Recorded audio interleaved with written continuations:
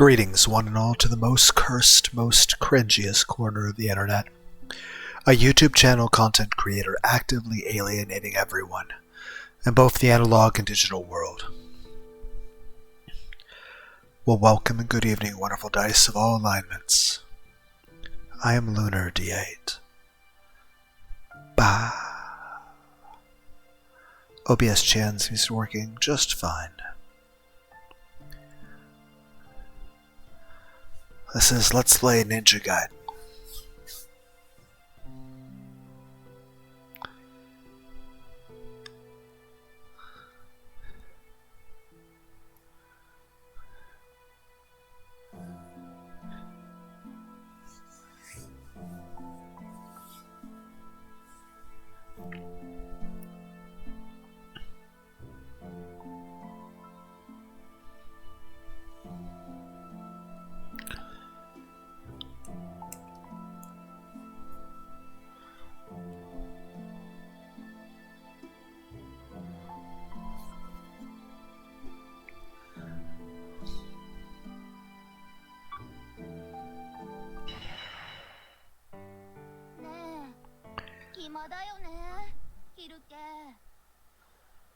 Hey, Cersei, you've got time on your hands, right?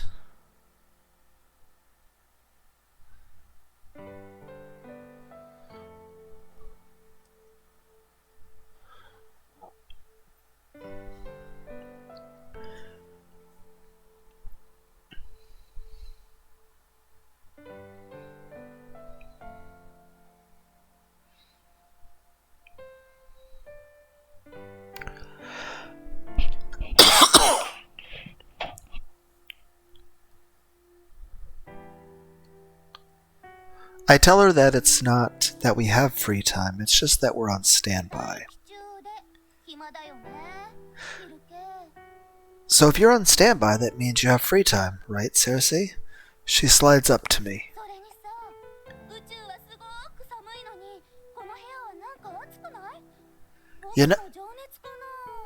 You know, for how cold it is in space, this room feels warm, doesn't it? It must be all my love.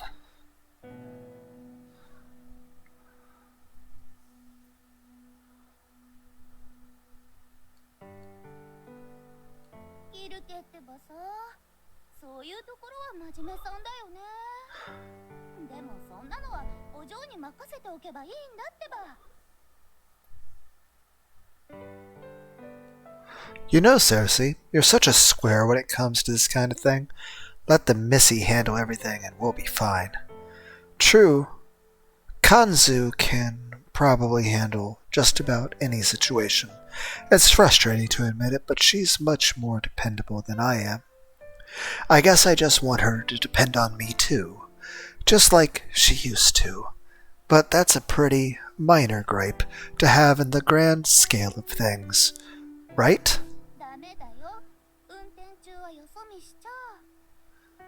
Eyes on me. I can't let you get distracted. She leans in close. When the sound of the door opening makes us both jolt upright.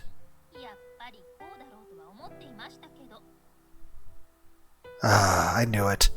I figured that's what you two would be up to.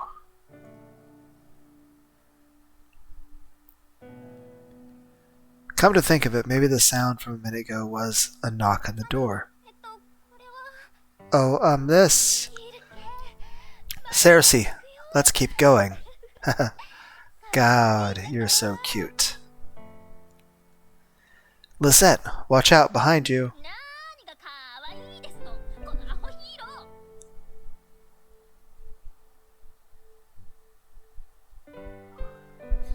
What's this about her being cute? Snap out of it, you brain-dead hero. She whacks Lisette squarely over the head.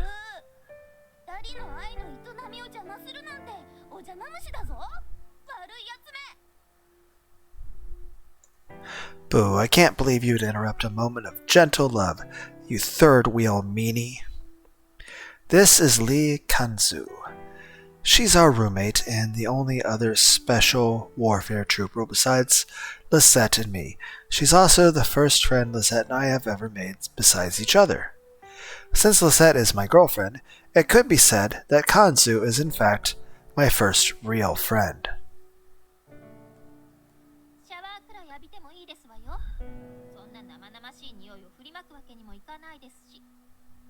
Take the time to shower and make yourself presentable. I'd rather not leave a bad impression on the commander. Is the commander calling? He's returned. Commander Kinesan, the first commander of the temporary special warfare trooper unit, which consists of just the three of us. That's some low budget.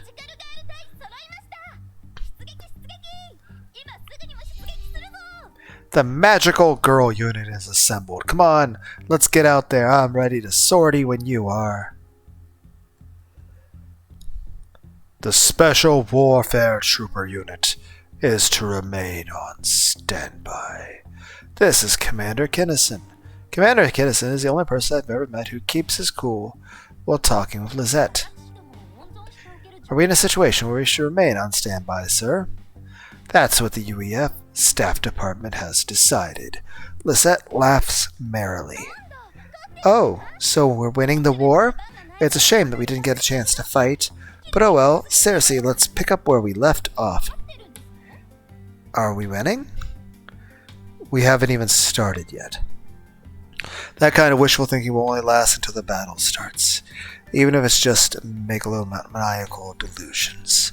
The commander's words are bitter and scathing. And that doesn't just apply to the UF. Down on Earth, the stock prices of military enterprises are on the rise. Not that such business will matter if we get wiped out. The media has banded together to report on the war against the aliens.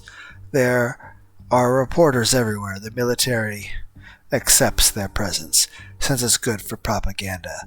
It's like none of them realize the Earth is on the verge of ruin. The fools.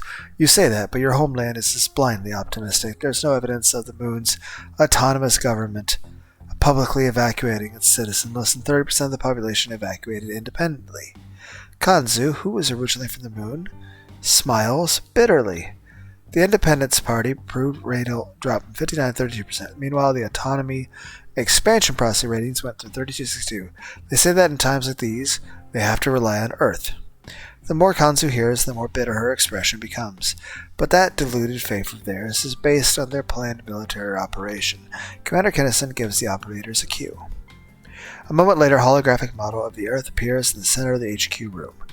Beyond the moon's orbit, 3 space fleets have been deployed. Each belongs to a different country. Wow, they're still divided by all those flags. It does look like they're working together, to some extent at least.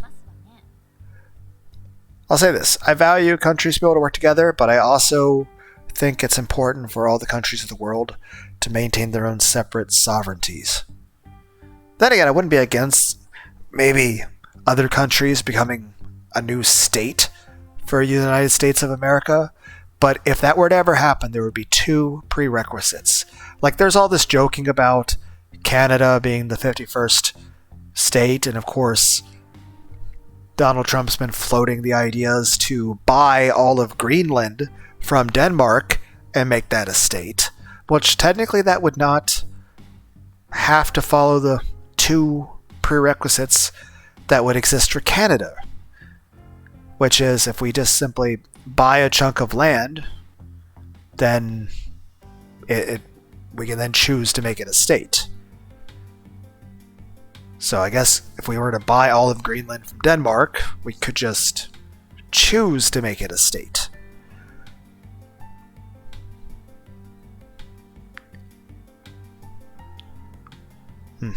But back to the prerequisites thing. Like, say if Canada were to become a state of the United States of America. Well, there would be 2 prerequisites as far as I'm concerned. The first is every citizen in Canada, as well as all of the federal government institutions that exist in Canada, would have to vote on it. They themselves would have to vote on it, both in terms of the government officials of Canada, as well as the individual citizens of Canada. I also expect that not only would there be a national vote, there would also be votes like in territories, like Ontario and Quebec. It'd be like saying, yeah, even if the whole country were to decide, you'd also want to see if the individual territories were okay with it. Heck, they might even have cities and municipalities have their own individual votes. But I would say there'd be two prerequisites. The first would be that the citizens of the country that would become a new state in America would have to want it. Pure and simple. Because I'll tell you this. I, for one, and I think most Americans would agree with me, would have no interest in ever annexing any country by, force or anything. And we would not want to trample on another country's sovereignty or the rights of citizens. That being said, it's an entirely different issue if the country in question is wanting to become a state. But of course, this depends on, one, what the actual government of Canada thinks, but also what the citizens of Canada as large think.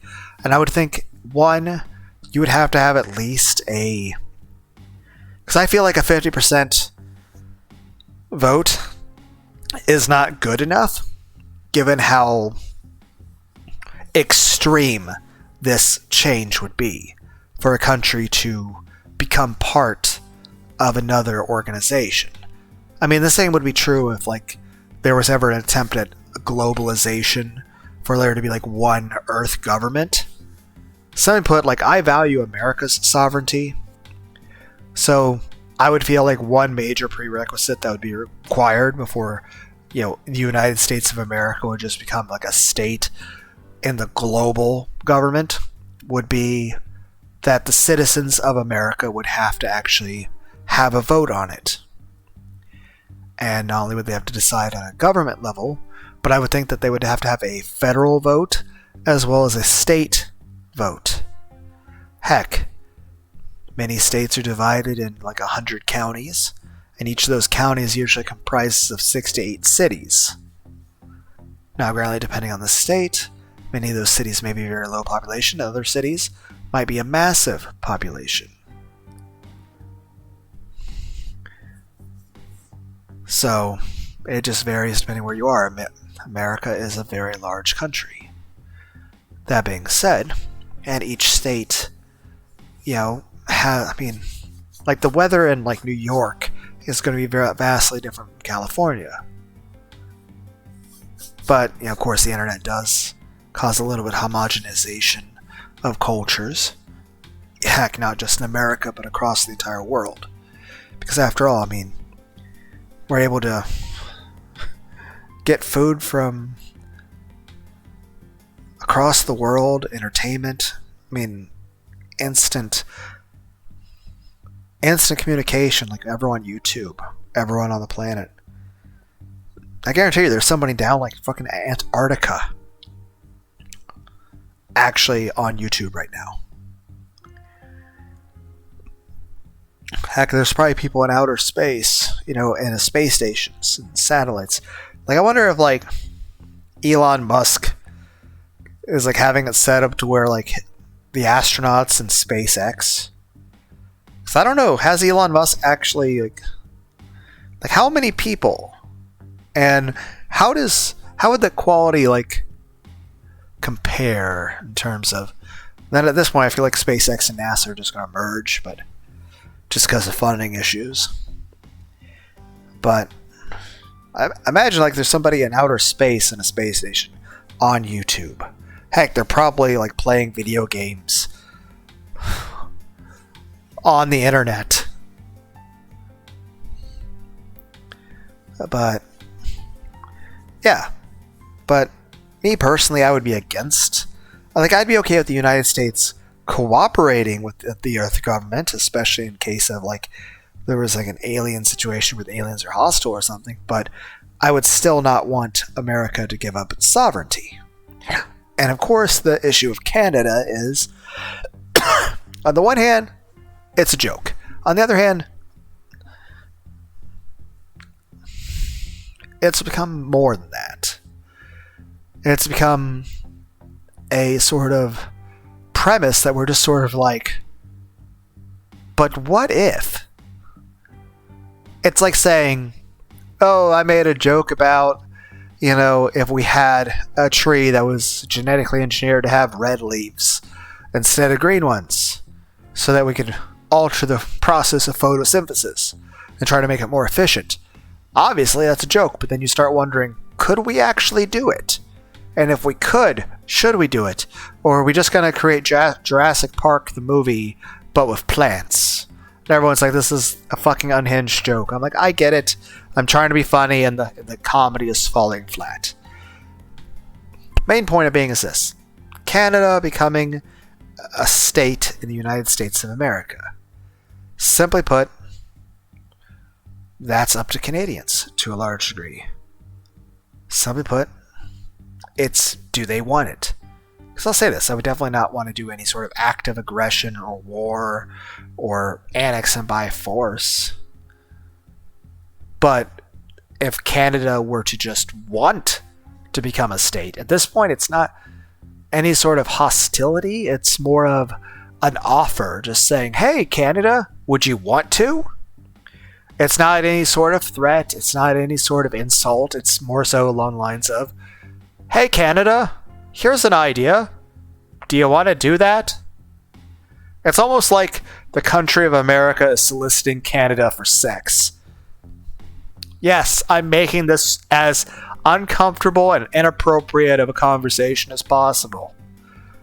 If there was anyone that was still here listening by now, they have undoubtedly clicked the X because they can't stand listening to how stupid this is. But then there's also the question of Canada, like how it would affect all of the different government institutions that they currently have. Plus, there would also be questions of policies. But we'll come back to that in a moment. Like I said, there would be two prerequisites that would occur here. The first is the Canadians would have to vote on it. And I would expect that it should be something that a 50%, 51% majority is not enough to approve it, because it's such a major change. I would say that it should have a federal vote as well as territorial votes, as well as smaller votes. Just so everyone's... I mean, granted, with the United States presidential election, I mean, we not only had each state be called for which candidate it went for, but also everyone got to see it broken down by county and even by city. And you notice that majority, like a lot of the blue is really just in very heavily populated cities. So like the major urban centers that are very densely packed and very urbanized by having skyscrapers. Who else feels uncomfortable when you see skyscrapers? Like, it's just... I have a terrible sense of direction. I get lost very easily, and I get worried driving on the freeways next to all the semi-trucks. And then I get lost easily, and also when you get to the city, there are fucking roundabouts, which I hear are more common in Europe. Why would you have a roundabout? Hey, let's just have a circle. We're all going to drive into the circle, and we're all just going to enter and leave the circle whenever we think it's okay.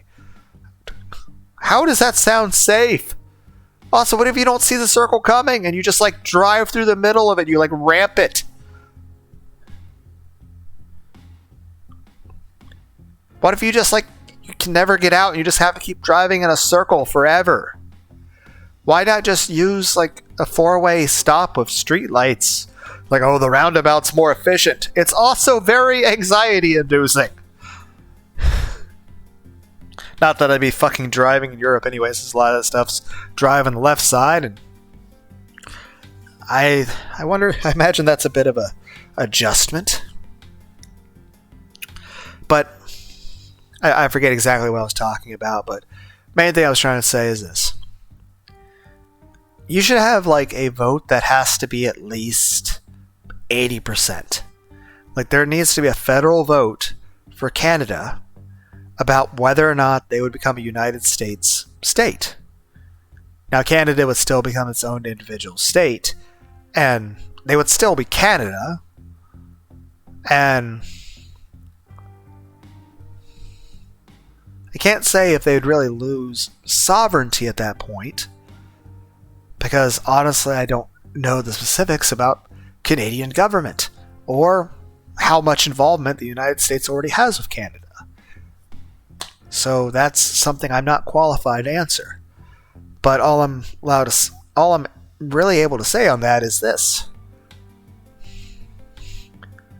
I can't think of any way in which Canada being a state, I can't think of any way in which the federal government in the United States would really force anything on the Canadians that would be against what they would normally want.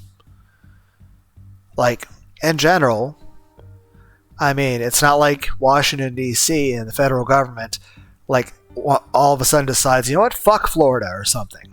And they start, like, fucking Florida over. You know, I guess the main thing I'm trying to say is that if Canada were a state, it's not like they would be, you know, treated disfavorably. They would be treated just the same as everybody else. Heck, I think the major question would be this.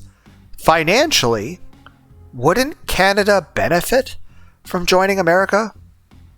Like, wouldn't the Canadians, citizens, actually get a better standard of living? Now, of course, there's also discussion about healthcare, which, you know what, I think we can work with a few things. Because while I am against socialism, I do, however, support the idea of universal healthcare to a degree. Though I think there has to be a way to make it better, but of course our current system is very much flawed here in America.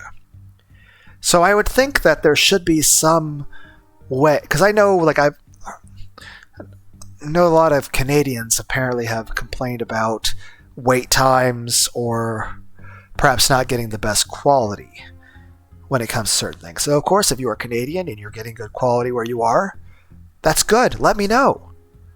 I'm not trying to, like, you know, insult you or anything. I'm asking for your legitimate input on everything. Though I would say that if you do have something to say about the whole Canada-America merger idea, I would have to say wait until the end of the video before you comment on that, because there's a good chance whatever question you ask, I may just naturally come across it. And I know I'm being very roundabout how I'm talking, because I keep saying, oh, there's two things that would have to be prerequisites, and I haven't got around to that. I'm sorry, I'm very disorganized in the way I speak. But as far as I said, when it comes to medical care, I would like to think that there would be some way in which there could be a combination of policies between Canada and America that could actually give everyone in both Canada and America something better than we currently have. Now, the question is, how do you do that? And the answer is, I don't know.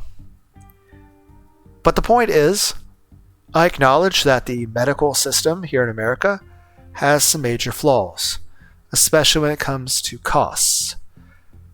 But of course, I don't want, you know, certain flaws that exist in the Canadian government's medical care, which again is, from my understanding as an American, as the downsides of your system.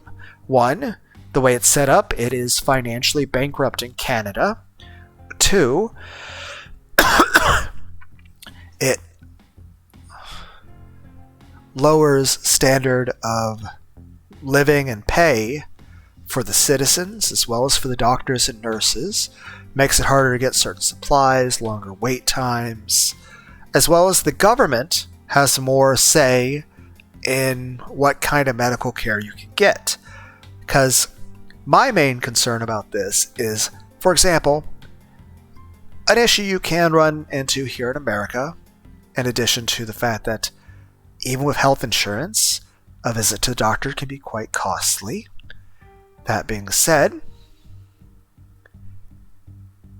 even when you have insurance, it can still be costly, and of course certain medications or surgeries can be denied by insurance companies. Now, that being said, I will say this. I can't see I have much reason to personally complain about insurance companies, because while I have had to have surgery, as well as certain medications, as well as certain times where I've been admitted to the emergency care as well as the intensive care unit in order to save my life, I can't see I incurred that much of a cost. And our hospitals, even if you don't have money to pay for, your medical care, they still do see you and they still do take care of your. Now they may charge you a lot if you especially don't have medical insurance, but they're still going to take care of you. That being said, yes, I do get phone calls and letters from debt collectors, sometimes over very small amounts of stuff. They like, hey, you owe this to the hospital, you owe this to the hospital. And a lot of that stuff I look at, and here's the thing. Medical insurance pays for a large portion of it, and a lot of things I've paid what I can.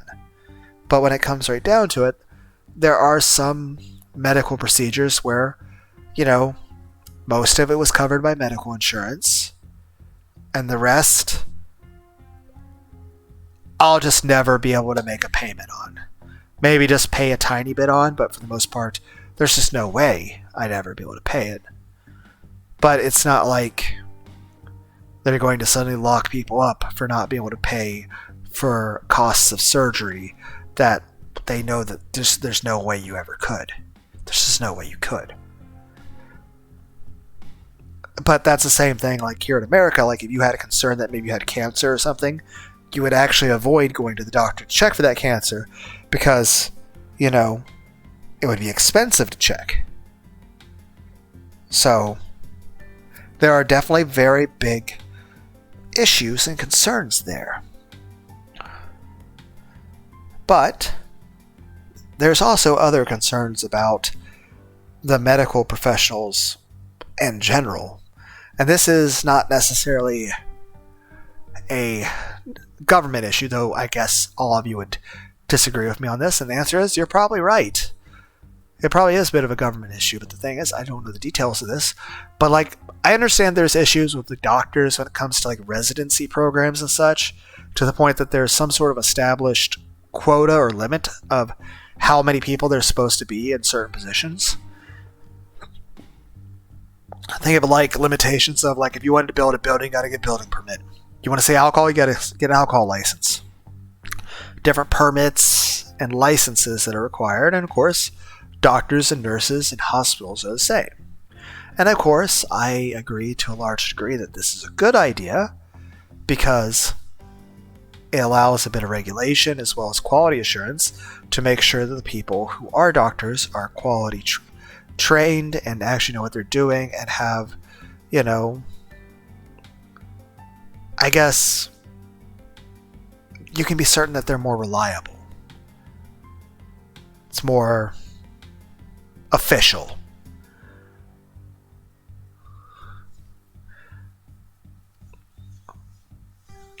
But at the same time, as far as I understand, this process limits the number of doctors available.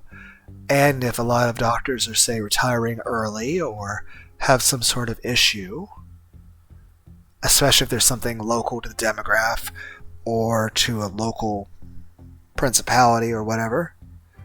Yes, I said principality instead of municipality because I feel like that's more appropriate given the subject. But it's just, I feel like that could limit the amount of doctors available, as well as that means people have less help. Also, the questions about, you don't want everything to be super expensive, but you also don't want it to be you don't want socialized medicine because then it starts to bankrupt your country. It can also be misused. It can also drive down wages for doctors and nurses, as well as quality of supplies, increase wait times, lower quality care. Plus, it gives the federal government in that situation of Canada more say on how to treat you. So the same way an insurance company in America could say, no, you can't go get this one test or something, or that if you do, it's still going to cost a fucking arm and a leg. Whereas Canada, the government itself could say, no, you can't do this or you can't do that.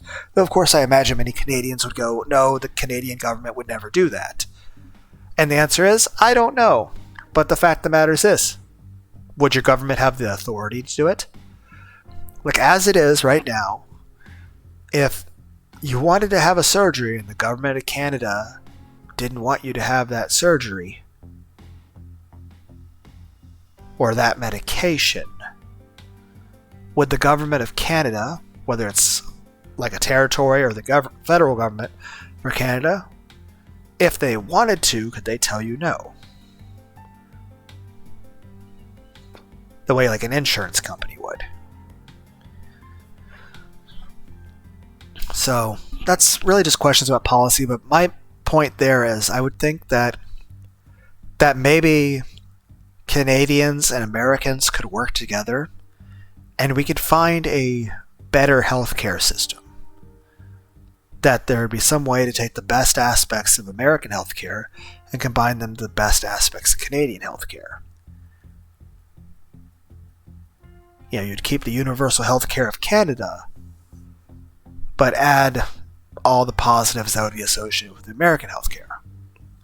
But again, even if that's something that both Americans and Canadians state as a desired outcome,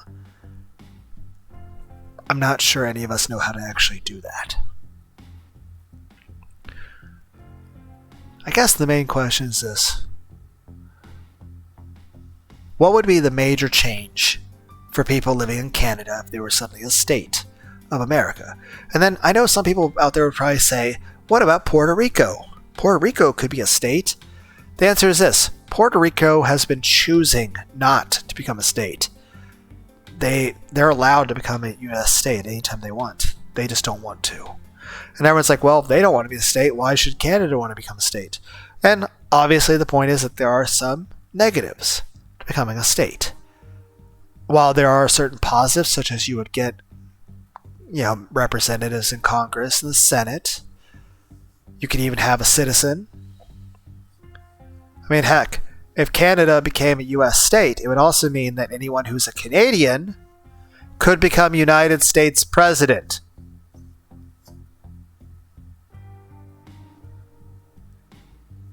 Wait a minute.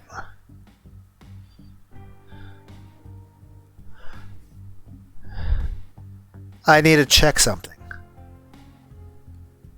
Google. I need to check, because I know some, but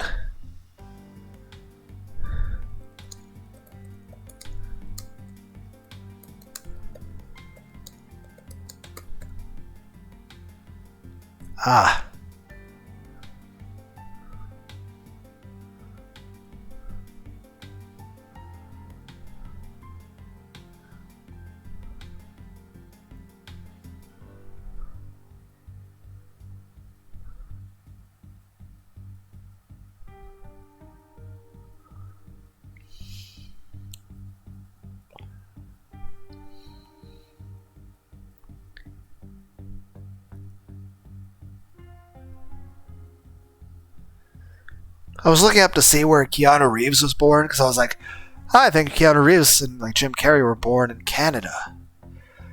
No, Keanu Reeves was raised in Toronto, Canada, but he was born in Beirut, Lebanon. So I don't know how that would apply then. I mean, technically he wasn't born in Canada.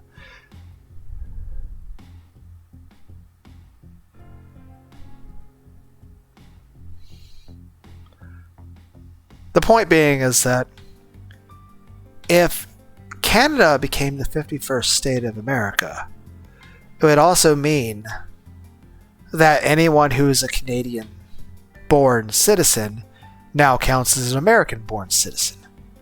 That would mean anyone in Canada could run for president.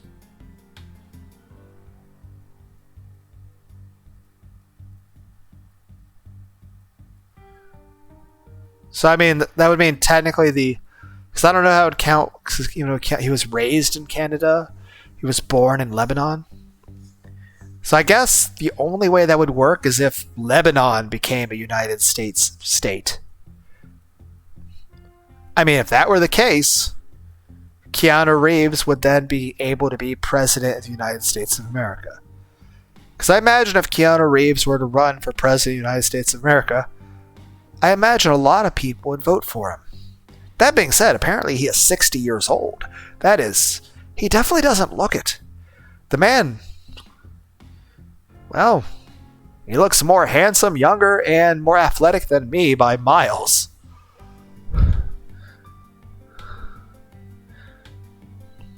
Then again, Keanu Reeves does set a very high bar.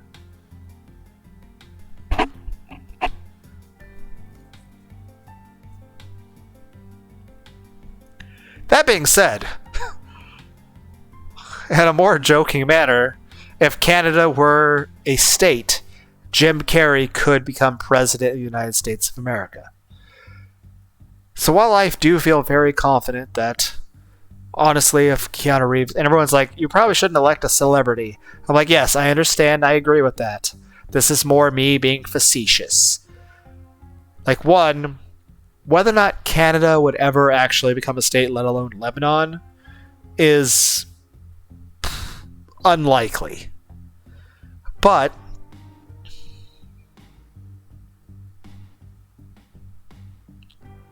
even if it were to happen, the likelihood of Keanu Reeves or Jim Carrey even wanting to run for president.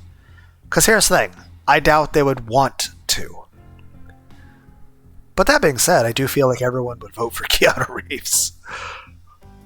Now, Jim Carrey, that's more questionable.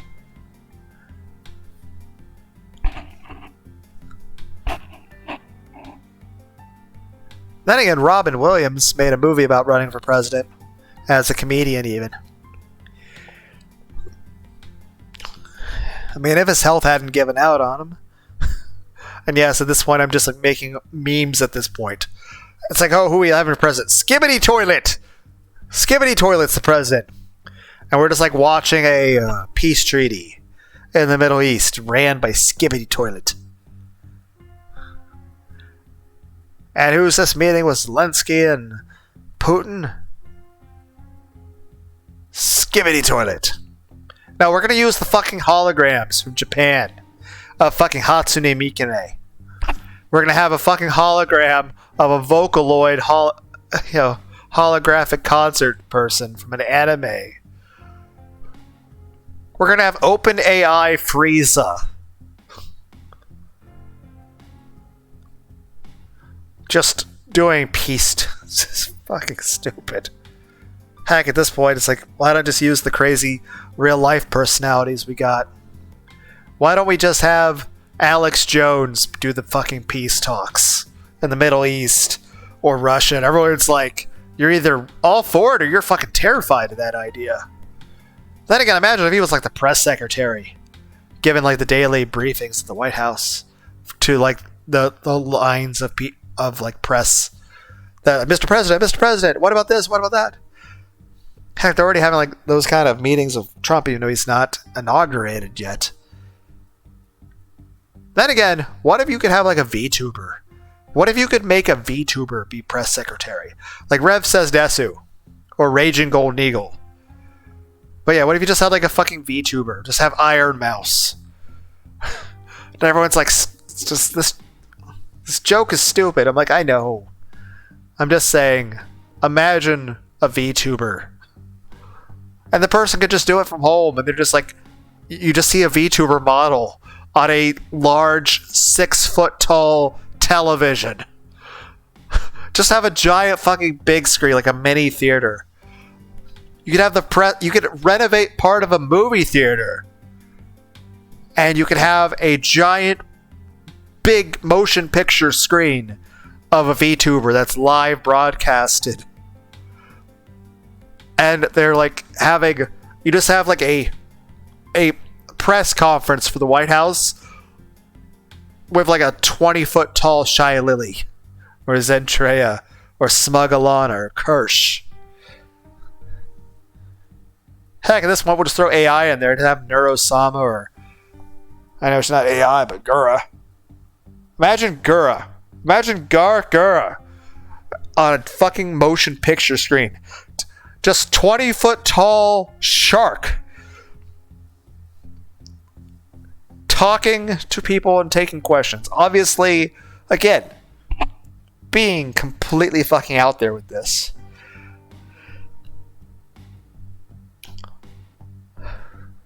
But yeah,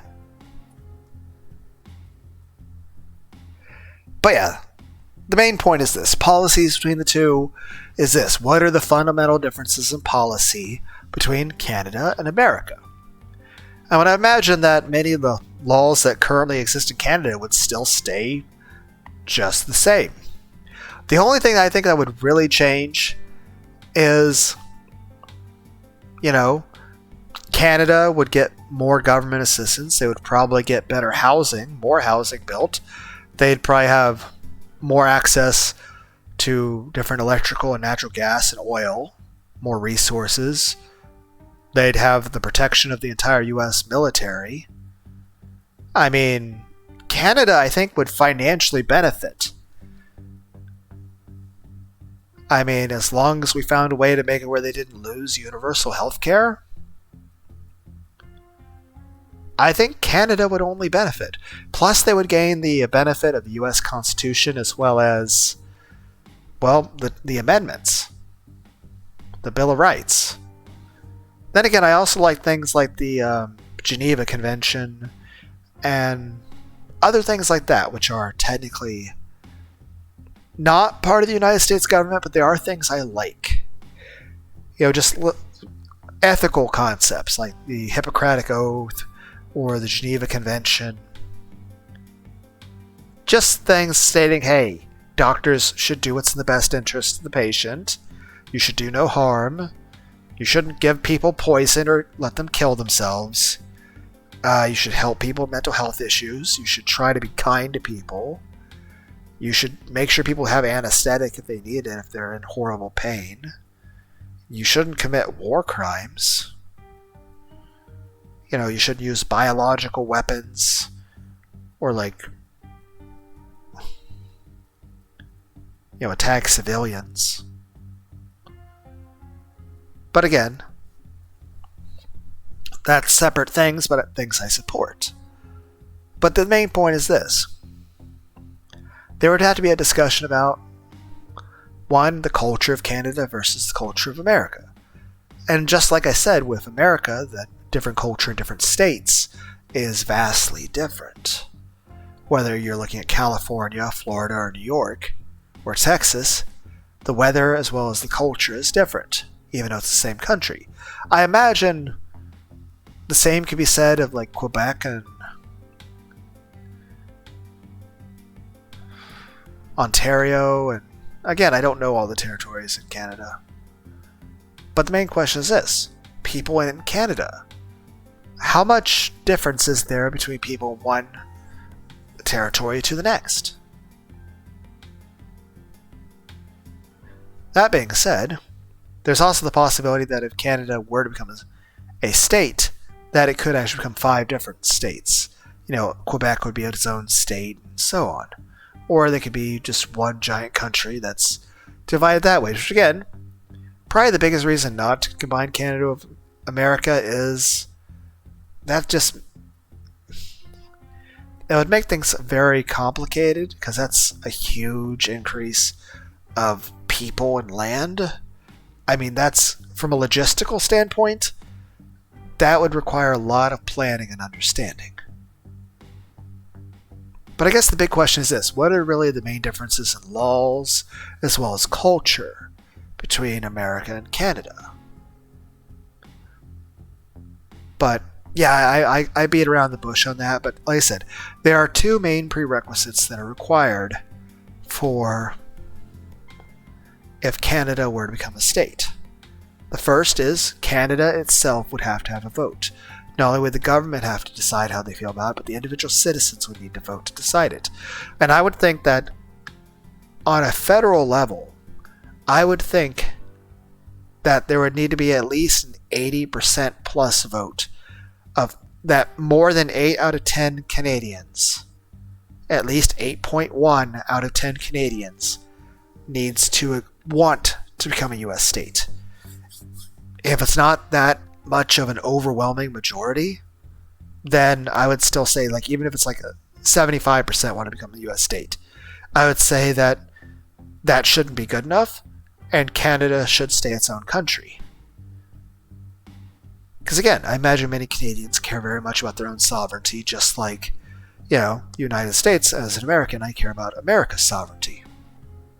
But again, I feel like if Canada were to become a state, it's not like we would treat Canadians any different. I think at that point, it'd be the same way like people in North Carolina see people in South Carolina and vice versa. It'd be like, one of us. One of us with the initials of US, the USA. Main point being is this. I would think in general most Americans would be loving and welcoming of Canadians, and we'd all just be brothers. And we'd all just see it as one big country, and we're all just fellow citizens. And as well as there are certain laws and rights, like, the right to free speech, the right, to bear arms, or certain rules in regard to just the way the legal system works. But, the two prerequisites. Prerequisite 1, the people of Canada would need to have a vote. Prerequisite 2, the people of America would have to have a vote to decide if we want Canada to become a state. Because then there's the question is this: what do we gain? In what way does America benefit from Canada becoming a state? Like, here's the question. Just as I said that the quality of living for Canadians would increase as long as you kept universal health care for Canadians, here's the question. If Canada became part of the United States of America, 1, would the rest of the United States adopt a universal health care stance? Would we change on that? Heck, at that point, another concept is this. Financially, would Canada be a benefit to America? Whether it's resources or their economy. Or would Canada joining the United States of America cause a financial burden on Americans and lower the quality of life in the rest of America? Would it make things better for Americans? Would it make it worse? Would the rest of America get drawn into some war because we got involved with Canada, and then Canada, gets involved in some war or some issue, or there's some conflict of interest that... But main point is this. Obviously, I would think most Americans would be devoutedly against the idea of America ever annexing Canada via force or anything. Most of us are very anti-war and just want peace. That being said, if Canada were to just want to become a state, then it's a question of, do we actually want Canada as a state? Would America actually benefit? Would my life be improved in any way? Or be affected in any way? But there's 2 prerequisites. 1, Canada has to vote. 2, America has to vote.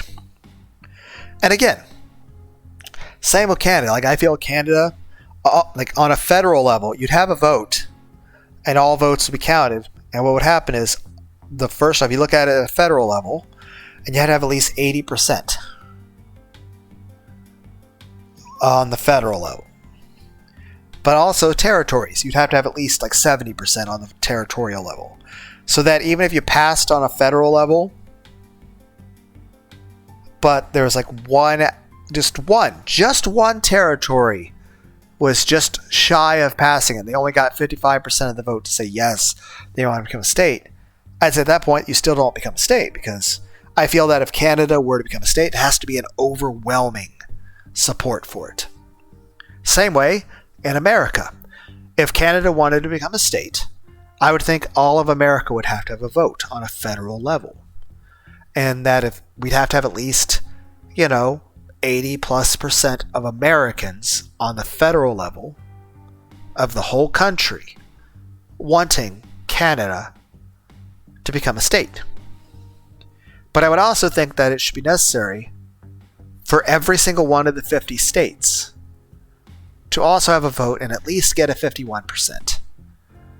So like, if on a federal level, it passes completely, like 95% pretty much, and all the states except one, let's say Iowa said they didn't want Canada. Let's just say Iowa, had 52% of the population say no to Canada and 48% say yes. I would say that's still enough to deny Canada becoming a state. Then again, what's really the process? I mean, the most recent states we had was stuff with Hawaii and Alaska, which were very unique circumstances. Whereas, I mean, here's the thing. How did, state-to-state sovereignties work out back when the country first started in its 13 states? Or even just the initial states in the Midwest? Or what about when, like, California or Texas became states? Like, what discussions were the people having all the way back then about how to do that? And even then, how did you write up those laws? How exactly did they have that vote occur? Especially since, communication was much slower back then. I mean, at least it'd be easier now. We have instantaneous communication via the internet and everything. But yeah, that's the main point, is that if Canada were to become a state, would America benefit? And if then the next question is this: if everyone's open to the idea of new states in the United States of America, one, as an American, I would state that I'm only okay with this if it is via peaceful terms, such as like Greenland being purchased from Denmark, or Canada deciding on their own that they would like to ask to be a state. Though I would imagine there may be a large quantity of Canadians who don't want Canada to become a state, and that's perfectly fine. It's your country. You should have every right to care about the sovereignty of your nation. After all, I care about the sovereignty of my nation. The question is, do we want it to be our nation? Do we want Canada and the United States to be one? And it's a tricky subject, and even then I'm not really entirely certain on whether or not I would want Canada. Though I guess if it were put to a vote, I would consider voting yes. But I would want to, even though I am definitely leaning very strongly to the yes on that, as well as other places potentially becoming part of America, I would want to hear arguments from both sides, on both sides. And you're like, what do you mean by both sides of both sides? Take the America-Canada thing. I would want to hear from Americans and Canadians on why they are for it, as well as I would want to hear from Americans who are against it and Canadians who are against it. I would want to hear what everyone's arguments are for and against. Like, I imagine there would be many Americans that would be for it and many Americans that would be against it. And they would each probably have very good, compelling arguments. Same way with people up in there in Canada. I imagine there would be people in Canada who would be for it and those who would be against it. And I think at that point, the best thing to do is for us just to have open discussion and just decide, what's everyone's arguments for why they would want it, what would be the benefits, what would be the cons. And like I said, people say, oh, well, you mentioned earlier Puerto Rico doesn't want to be a state. Yes, because while you do gain some more government protection and stuff, as well as access certainly there, and government representation, you do also gain additional taxes. You also are then required to contribute to the federal military. So while Puerto Rico would have, I mean, technically they're already protected by the federal military as is, whereas Canada is not, but they have an alliance with America, as well as NATO, UN, all that stuff.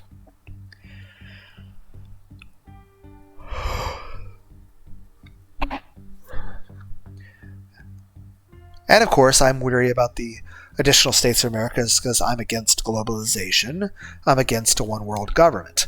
Now, I'm okay with there being a Earth government in terms of a coalition. But, like, I don't think there should ever be, like, a president of the Earth. Like, I don't think there should be any sort of other nation or even other, coalition of nations that should be able to tell America what to do in America, or to basically, override our laws. Like, I don't think like the United Nations or NATO should be able to dictate laws, for Americans or for America. So obviously there are, like, I would not want any sort of global governing agency or global governing president or prime minister who would have any sort of authority to basically tell America to do something. Or to, like, you just have some sort of international court that oversees nations that could just all of a sudden decide that they declare America is an enemy or something, and they want to try to convince other nations to go to war against us or some shit. Look, I have very big concerns about any sort of major global government. Then again, I make jokes sometimes about, like, what if we went to the Magi system? The AI government in Evangelion, the anime?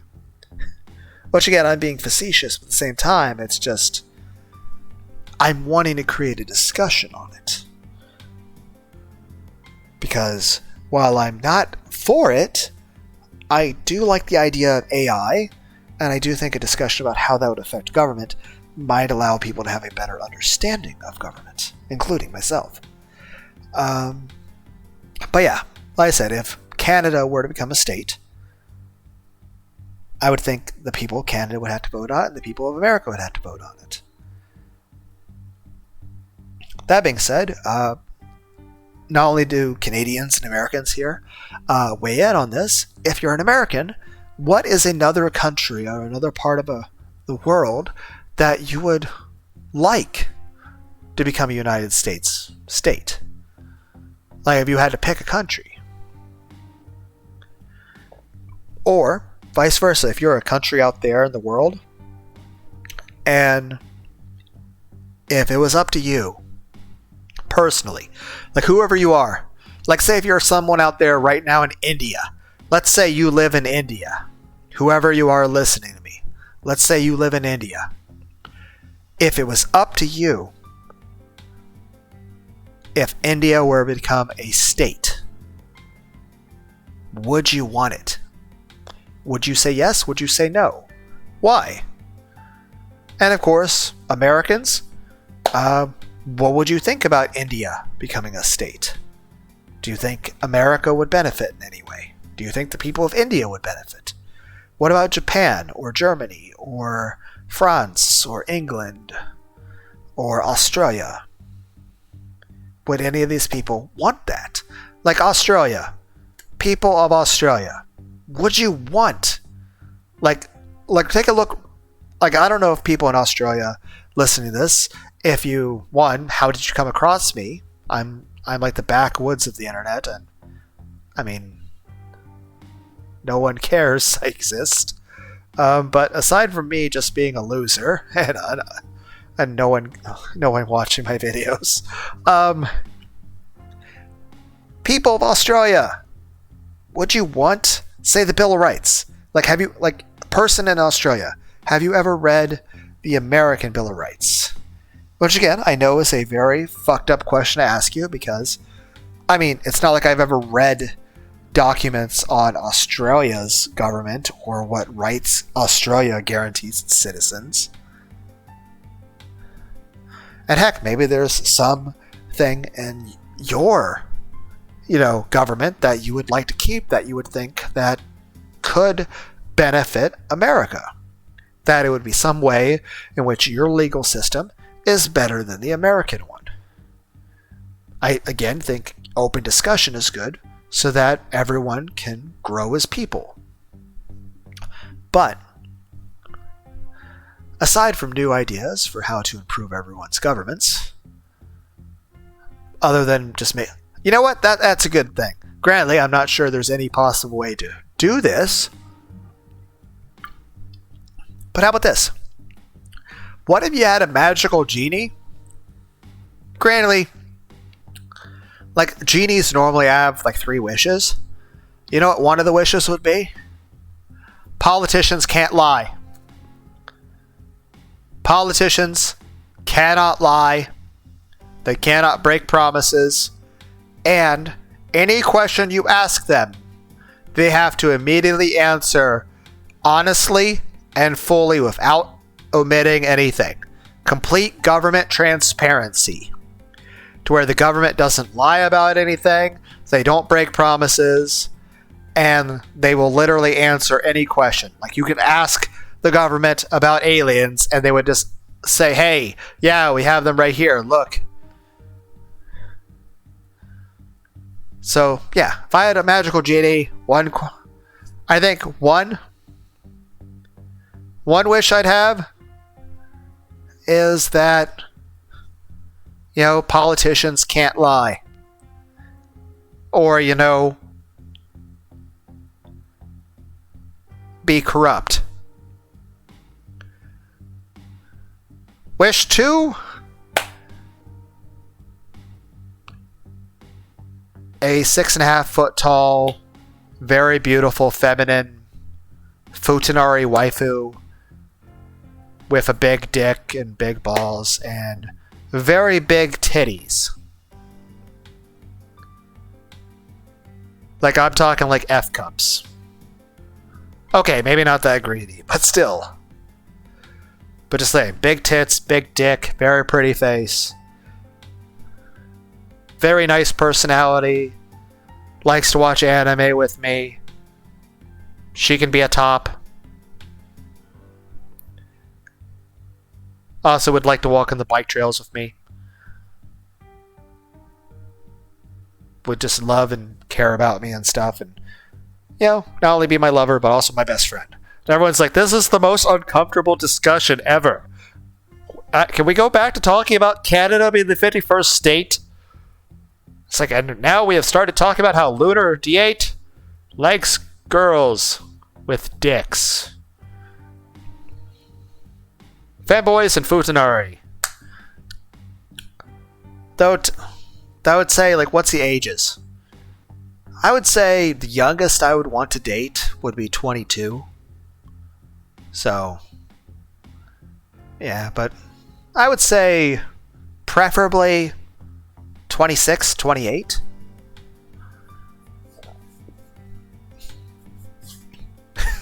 It's like the world's most uncomfortable video.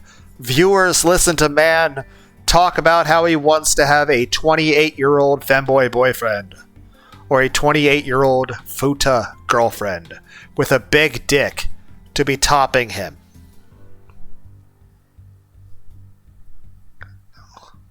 Yeah, so I imagine everyone is probably out there vomiting right now. But you know what? I apologize for nothing. I will not say I'm sorry for liking dick. So, yeah. Cock and balls. Yay. Boobies. Yay. Awesome, sexy women. Yay.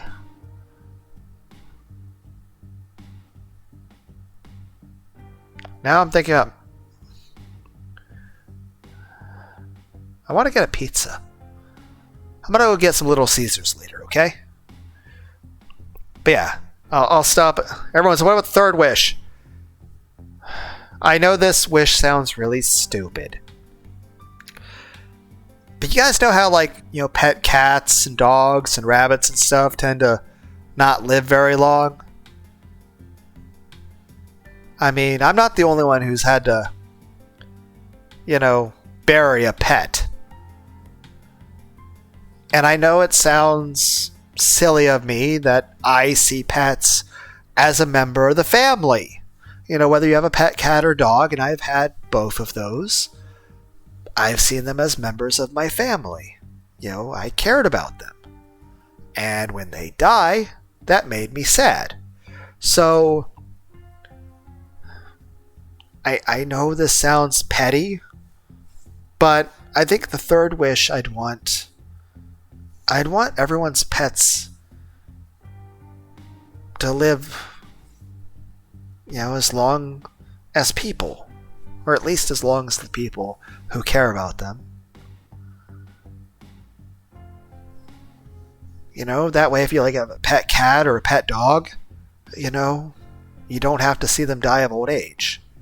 They can live with you. I mean, imagine that. Imagine, say, if you're someone out there and you have a German Shepherd, or you have a tabby cat, and you're 20 years old. Imagine if that cat or dog was still with you when you're 70.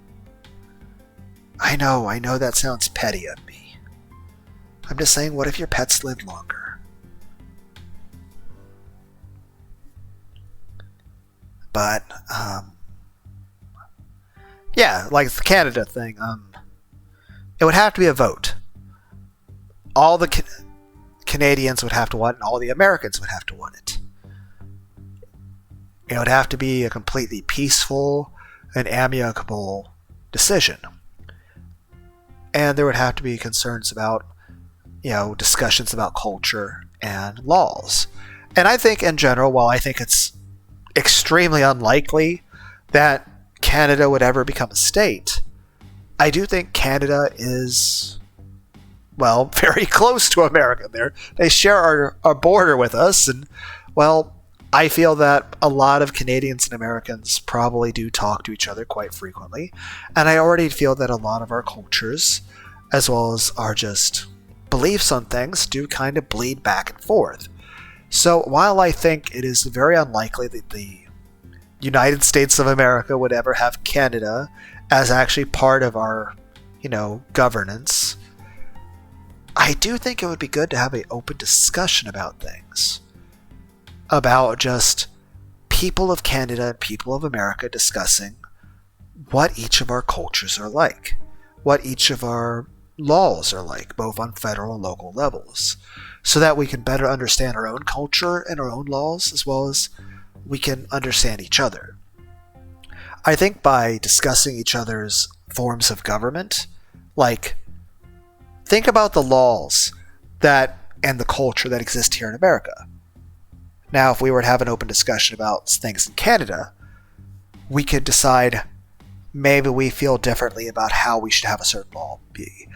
Same way with Canada, which means while Canada is unlikely to ever become a United States of America state, Canada may choose, after discussing parts of American culture, to adopt a little bit more American culture, or to adopt certain American laws. Like free speech. Imagine if Canada's looking at our stuff and they decide, okay, they don't want to become a state, but they want to pass a major federal law guaranteeing free speech for all Canadians. Or the same way, if Americans were to take a more in-depth look at Canadian government, and we were to decide that, hey, we like the idea of universal health care. And again, while to a large degree I'm against large degrees of socialism stuff, I do agree that there are concerns about our medical system. Now, of course, there are many countries that are far, far worse in many different ways. And I am lucky to have the system of medical care that exists in America. It's actually really good. But if it can be improved, I would like that. So while I have no idea how to actually improve it myself, because I feel like going with just universal health care as a blanket statement I don't think that's a good fix, and I think that in itself could cause more problems. But I think that there are people out there who are experts in the matter who may be able to find bits and pieces of universal healthcare that would be able to be successfully utilized into the American system. So while it wouldn't be a huge change, I would like to think that there could be improvements made in America and in Canada. But yeah, I guess that's the main thing I'm trying to say, is that I want open discussion between Canadians and Americans on that, not out of hostility or any sort of defensiveness. Like, I imagine many Canadians are going to be like super upset, like, oh, they want to care about their sovereignty and stuff, and that's very valid. I mean, I care the same about America's sovereignty. But I think it would be able to be good if we could have a discussion where Canadians weren't like offended or being on the defensive about it. And of course, some might be super for it. But I would also caution them on jumping the gun on that and being overly eager. I would say that Canadians or Americans who are for it should take a bit more caution, whereas those who are against it should be a slightly more open-minded. Basically, everyone from both sides should be willing to listen to the other side's arguments so that we can better understand one another.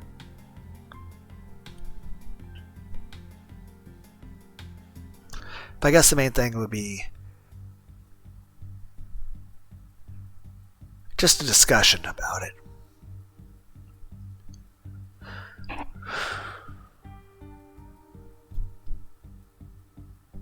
But like I said, if you're from another country, let me know if you'd want your country to be a part of the United States. Or if you're an American like me, if there's another country out there, like, heck, there are some countries that I have very big concerns on, because there are some countries out there that, while they are countries that consider themselves free, they are very restrictive in terms of censorship, and they are very restrictive on freedom of speech, especially in social media, to where they'll arrest people just for like Facebook posts or for comments online disagreeing with the government. I mean, there are some governments that if you disagree with the government or criticize the government, they'll execute you. Heck, they might even erase records that you were ever alive in the first place and erase you as a person. Or they'll just like freeze your bank account or something, or take away your passport. So some countries are very restrictive on that. But I would say it'd be a case-by-case basis. I mean, you just look at it from every state's point of view.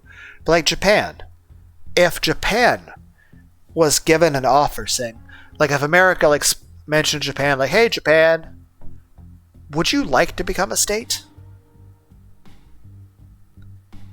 Just an open-ended question. What would happen from then is Japan would have a discussion. The citizens of Japan, as well as the government of Japan, they would discuss it and decide what do they want. As well as, during that time, all of the Americans would also be discussing if they would want such a thing. If they would want Japan to become a state. So, that's a big question. Especially if you're someone out there in Japan. Would you want to become the 51st state of America? Is it something you would desire? What benefits would you see to it? What are the major differences in terms of your own legal issues, in terms of the way your government is? What would you want? Like, what Japanese laws would you want to see instituted into America? What American laws would you want to see instituted in Japan? That's the thing. As an American, my question is, dear Japanese person, what would you like? What are your thoughts and opinions? And again, I understand there's many Japanese people who like care very deeply about the sovereignty of Japan. And that's very valid, and I agree with that completely. But again, just as I said with Canada, I would imagine many Americans would welcome them with open arms. Though I imagine that would be true of many countries. Like if India or Australia, like if one day India or Australia says to America, they send a telegram to the president, like one day, like, you know, the leadership of Australia or in India, they get a hold of Donald Trump saying, hey, we would like to become a state in America. Well, obviously it's got to follow a long process at that point. We have to have a vote here in America, basically asking people, hey, do you want Australia to become a state? As well as then, Australia itself would have to have a vote as well, for the people of Australia to decide, is that something they would want?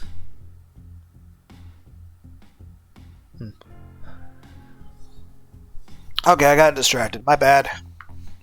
Back to game. Kanzus, right? Large vessels from different countries are all gathered in the Central Fleet. The battle in Mars orbit taught the United Earth forces a brutal lesson. Separate countries have now unified their armies underneath a single chain of command now. You know, I'll probably just save because it's been a long video.